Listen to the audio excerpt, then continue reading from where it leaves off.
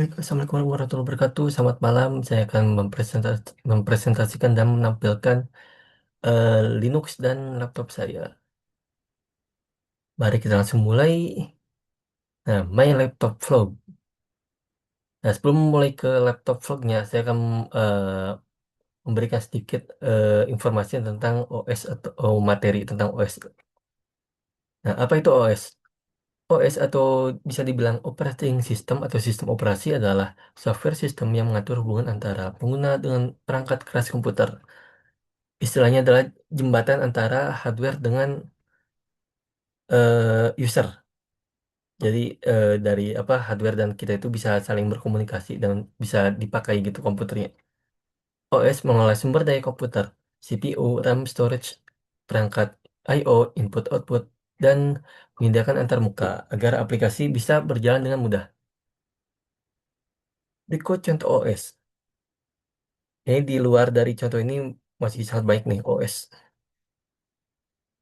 Ini sudah familiar ya bagi teman-teman nih. Ada Windows, iOS, macOS, Apple juga ada nih. Nah, ini spesial Linux. Linux itu sebenarnya bukan OS. Linux itu adalah kernel.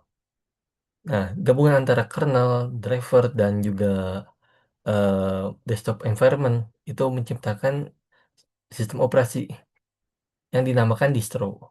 Nah, distro itu di Linux ada bisa sampai ratusan, banyak. Tapi yang paling terkenal itu adalah Ubuntu, Mint, Fedora, Arch, Gentoo, dan Debian. Nah, kalau yang paling mudah itu yang bagi apa teman-teman ingin coba Linux itu ada Ubuntu dan Mint.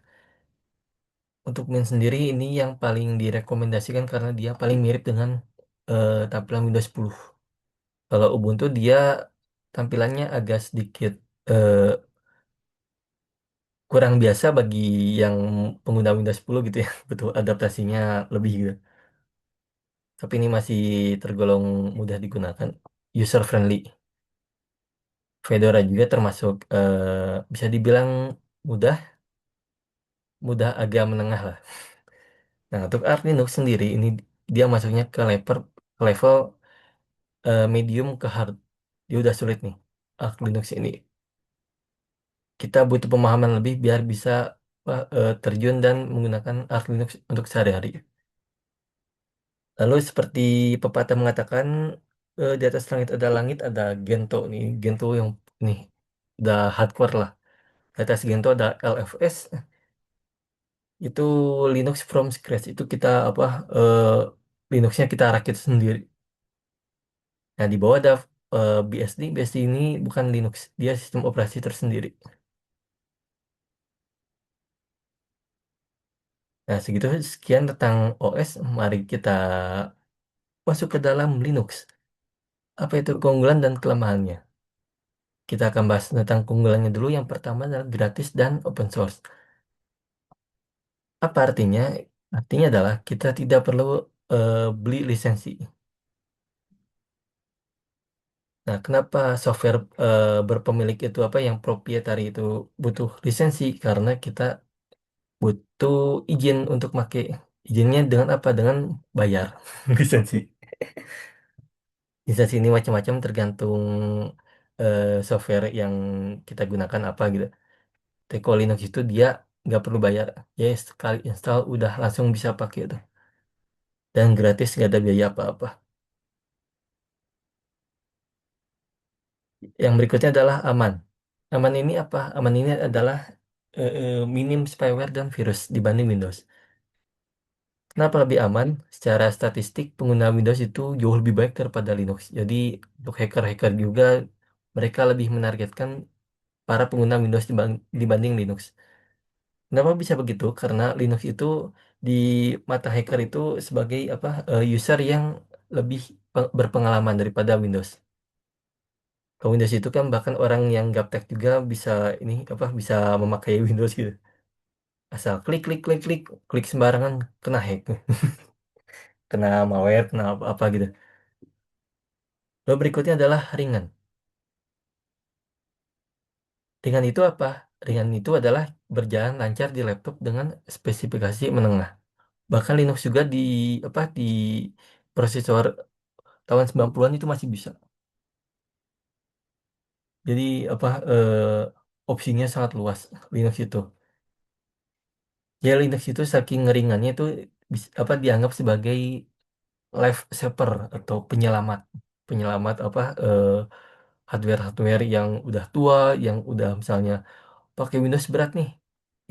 Apa install Linux ringan bisa dipakai lagi. Berikutnya adalah customizable. Nah, customize artinya tampilan dan fitur itu bisa kita ubah sesuai selera. Nanti saya apa eh, peragakan customize-nya itu seluas apa di Linux itu. Lalu yang terakhir adalah komunitas besar. Banyak forum, lalu banyak juga dokumentasi dan web web apa yang di Google itu yang apa nampilin Linux tata cara gitu banyak dan dukungan pengguna. Nah, di balik keunggulan pasti ada kelemahan. Nah, kelemahannya apa untuk Linux? Yang pertama adalah tidak semua software komersial tersedia. Misalnya Adobe Photoshop, Microsoft Office, versi full. Nah, untuk ini, yang poin satu ini, itu harus kita akali dengan download Winbot, lalu VMware, lalu misalnya pakai Wine Proton. Untuk yang game-game itu bisa pakai apa? Steam Compatibility. Itu biar bisa main game Windows, apa game Windows itu bisa jalan di Linux. Lalu yang kedua itu butuh pengetahuan teknis untuk konfigurasi awal. Nggak juga. Ubuntu Ubuntu ring inilah apa mudah mudah dipakai. Ubuntu Mint itu orang awam pun bisa. Tapi kalau udah masuk ke ARC itu butuh pemahaman teknisnya cukup cukup kuat ya. Yang terakhir adalah dukungan hardware kadang terbatas. Tanda kutip driver tertentu. Tapi untuk Linux modern sekarang itu hampir semua hardware itu bisa. Ini contohnya laptop saya bisa semua. WiFi aman, Bluetooth aman, layar aman, kamera aman, keyboard aman. Fingerprint itu harus khusus diaktifin ya. Tapi saya nggak butuh fingerprint. Nah, sekian apa perkenalan singkat tentang Linux. Kita balik lagi ke OS. Kita masuk ke dalam generasi OS. OS itu ada 4 generasi ya, sudah sangat tua lah. Yang generasi pertama itu dari tahun 40 sampai tahun 50-an. Lalu generasi 2 di tahun 50 sampai tahun 60. Lalu generasi 3 di tahun 60 dan tahun 70-an. Lalu kita masuknya ke era generasi 4 dari tahun 70-an sampai sekarang. Nah, kenapa kita masuk ke Gen 4? Karena OS di dalamnya sudah include GUI, Graphic User Interface. Nah, GUI itu seperti ini. Kalau yang apa yang coding-coding terus yang backgroundnya hitam itu namanya CLI, CLI, Command Command Interface lah itunya di terminal full terminal lah. Terus ini mah harus apa yang pengetahuan teknisnya cukup. Nah, kita masuk ke laptop saya. Ini spesifikasinya dan jenisnya. Saya menggunakan ThinkPad L15 Gen 1. Untuk Linuxnya saya pakai Linux Gento, Gento Linux. Prosesornya pakai AMD Ryzen 5 Pro 4650U, 6 core 12 thread. RAM-nya 16 GB single channel, SSD 256 GB, NVMe Gen 3. Ini yang versi ini apa versi WD yang ini yang black. Itu penyimpanannya kecil tapi apa TBW-nya gede 400 terabyte apa 400 TBW. Nah, nih icon dari ini Gentoo Linux bentuknya G warna ungu. Nah, mungkin teman-teman di sini baik yang bingung ya kenapa apa ThinkPad itu suka di apa suka dipakai buat ini buat Linux. Why ThinkPad? Why apa bukan kenapa bukan laptop lain? Terus sebenarnya bisa apa untuk misalnya Acer, Asus, Dell itu bisa dipasang Linux. Itu di mana aja bisa. Tapi kenapa spesifik ThinkPad itu karena yang pertama hardware compatibility.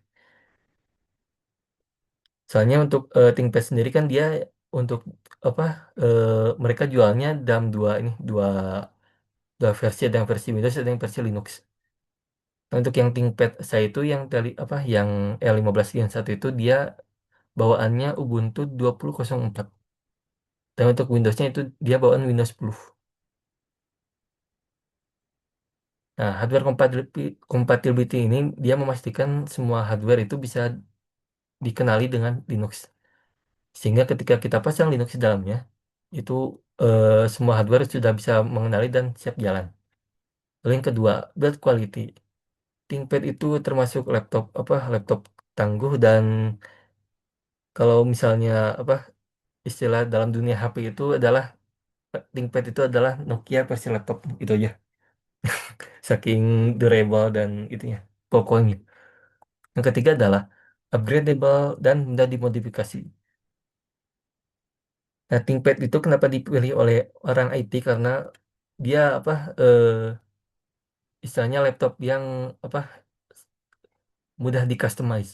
Kita bisa ganti layar dengan tipe lain, lalu ganti keyboard, ganti hampir semua bisa diganti ini. ThinkPad ini the best. Lalu yang keempat adalah community dan documentation. Nah, teman-teman bisa cari ThinkPad Linux. Tuh pasti banyak yang tampilan kayak gini nih. Pamer-pamer Linux gini nih. Yang apa yang bisa teman-teman lihat di sini. Nah, ini pakainya Kali Linux nih. Ini OS untuk hacker. Berikutnya, why I love Linux. Kenapa sih suka dengan Linux? Linux itu membuat saya sadar akan pentingnya privasi. Ya kan dari Windows 10 kan mulai diperkenalkannya ini yang pertama Microsoft Account itu sebenarnya dari Windows 8.1, tapi itu mulai digenjotnya itu dari Windows 10. Nah, di situ mulai masalah Windows itu muncul dari Microsoft Account, lalu telemetri, lalu apa nama itu update Windows update-nya yang itu yang istilahnya terlalu memaksa gitu, memaksa user biar untuk update di jam di detik itu juga. Berikutnya adalah Linux memberi saya rasa kepemilikan yang penuh, bukan seperti merasa sewa OS. Jadi ini laptop ini punya saya, OS ini punya saya, gimana saya gitu. Milik saya 100%. Lalu Linux juga memberi saya pandangan bahwa hal yang gratis dan bermanfaat itu masih sangat banyak. Jadi kan kadang kita mikir barang makin mahal terus makin build quality makin buruk. Ternyata yang gratis dan yang powerful juga masih sangat banyak. Namun memang kita butuh sedikit ngulik ke dalam biar bisa nemu yang seperti ini, gratis dan bermanfaat. Nah, berikut hal-hal kontroversial Windows. Nah, kita bisa lihat di sini yang di ini Windows 11 AI Recall. Nah, ini yang paling dikhawatirkan oleh para pakar security. Ini yang ini tipenya fiturnya itu dia screenshot 3 kali. Maksudnya screenshot setiap 3 detik itu disimpan ke dalam servernya Microsoft untuk jadi semacam fitur recall atau mengingat kembali misalnya 3 bulan yang lalu misalnya saya searching eh, MacBook misalnya terus di 3 bulan berikutnya saya lupa nih MacBook apa sih yang bulan kemarin saya cari saya tinggal panggil eh, Windows Recall. Nah, seperti itu tapi sangat mengorbankan privasi ini sangat tidak inilah no no no no. Lalu yang berikutnya adalah nih ada berita di bawah.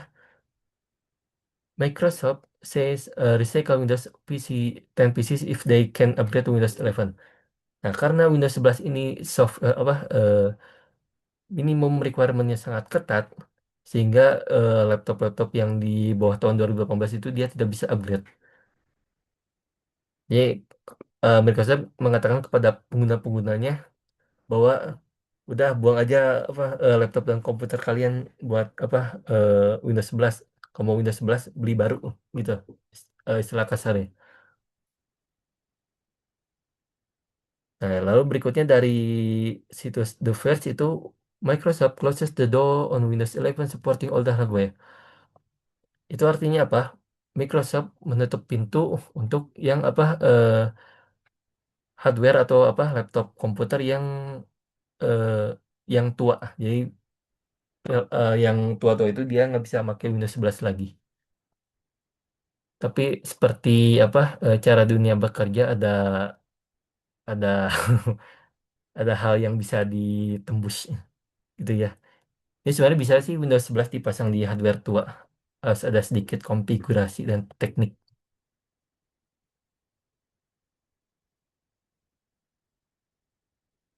Baik, sudah beres. Sekarang kita masuk ke dalam Linux ini Linux tampilan Linux saya nih.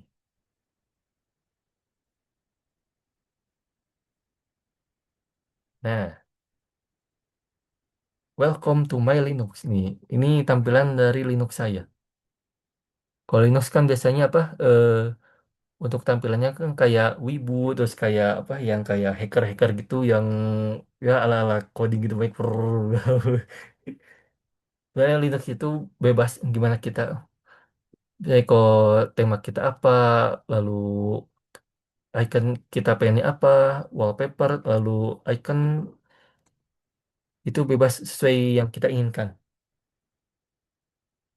Nah, ini nama Linuxnya Gento sesuai yang tadi saya sebutkan di PPT. Hmm, Saya coba ketik di sini NeoFetch. Nah, saya memakai Gento.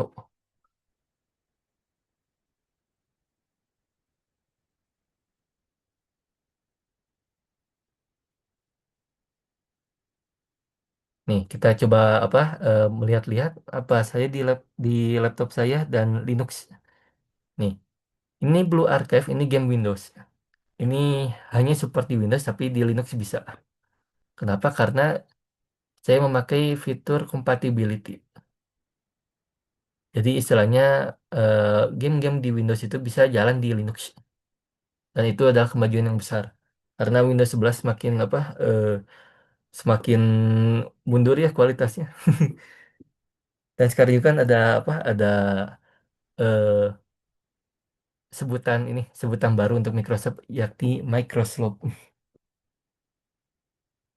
Untuk game itu ada Steam, ada Heroic Game itu untuk launcher game biar game-game Windows itu bisa jalan di Linux. Oh, browser aman. Ini untuk pengganti Microsoft Office ada LibreOffice. Untuk Linux itu ada LibreOffice, WPS Office, lalu ada OnlyOffice. Google Docs itu di browser bisa aman. Nah, ini untuk tempat kita mendownload aplikasi. Untuk yang orang awam itu cari store aja, nggak usah pakai terminal downloadnya. Itu untuk nanti saja. Ini di store ini, store Linux itu udah banyak sih aplikasi yang disupport. Ada Telegram, Spotify, Google Chrome, terus Krita juga udah ada, VLC, dan lain-lain itu banyak. Teman-teman bisa nonton review YouTube atau misalnya artikel tentang aplikasi di Linux ada apa aja. Itu yang app native Windows juga udah bisa banyak sih di Linux tanpa perlu konfigurasi tambahan.